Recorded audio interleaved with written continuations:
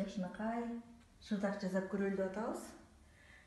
Башка шырдактарга окшошпогон нукура кыргыз жүн менен меринос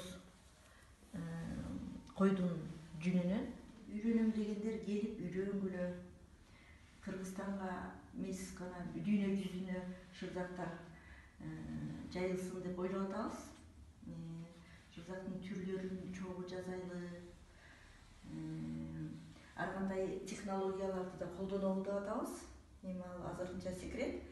Бирок азыркы заманда бийик технологияларды да колдонуш керек болуп атат шырдакка.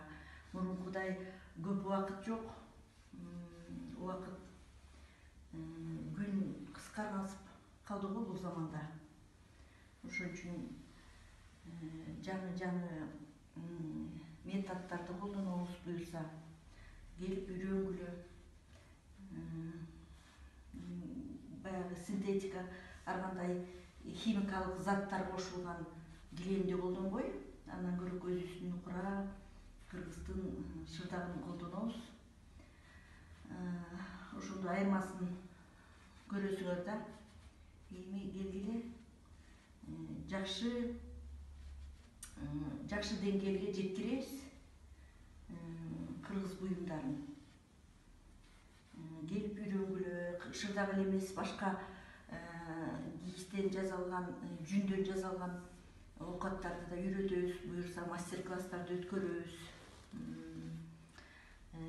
Кыргыз эле эмес, орус менин курсташым бар, аябай кызыгуу менен азыр жүндөн оокаттарды жасап атыптыр.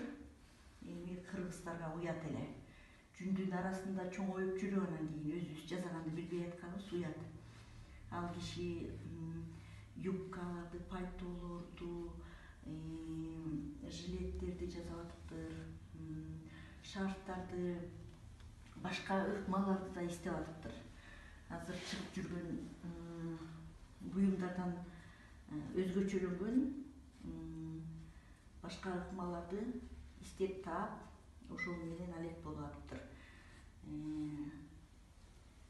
Келгиле баарыбыз биргелешип, үйрөнүп, үйүңөргө да жакшынакай буюмдарды жасап аласыңар.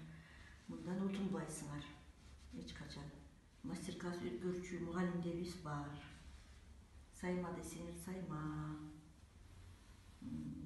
Жүндөн оокат жасайбыз, шырдак жасайбыз десеңер